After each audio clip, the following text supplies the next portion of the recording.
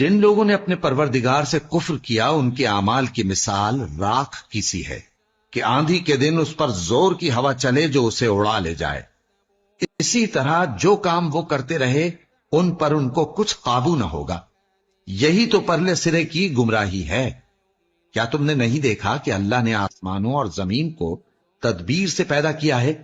اگر وہ چاہے تو تم کو نابود کر دے اور تمہاری جگہ نئی مخلوق پیدا کر دے، اور یہ اللہ کو کچھ بھی مشکل نہیں۔ اور قیامت کے دن سب لوگ اللہ کے سامنے کھڑے ہوں گے تو غریب پیروکار بڑے بن بیٹھنے والوں سے کہیں گے کہ ہم تو تمہارے پیرو تھے، کیا تم اللہ کا کچھ عذاب ہم پر سے دفع کر سکتے ہو؟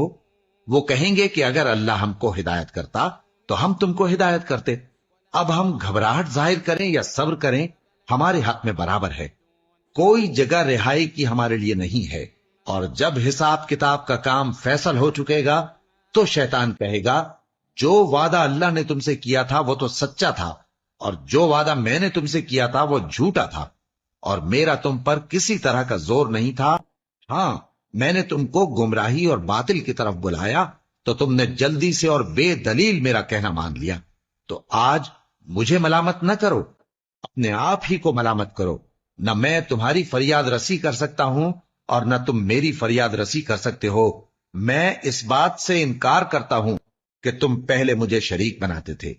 بے شک جو ظالم ہیں ان کے لیے درد دینے والا عذاب ہے۔ اور جو ایمان لائے اور عمل نیک کرتے رہے وہ بہشتوں میں داخل کیے جائیں گے جن کے نیچے نہریں بہہ رہی ہیں۔ اپنے پروردگار کے حکم سے وہ ہمیشہ ان میں رہیں گے۔ وہاں وہ ہر ملاقات پر ایک دوسرے کو سلام کہیں گے۔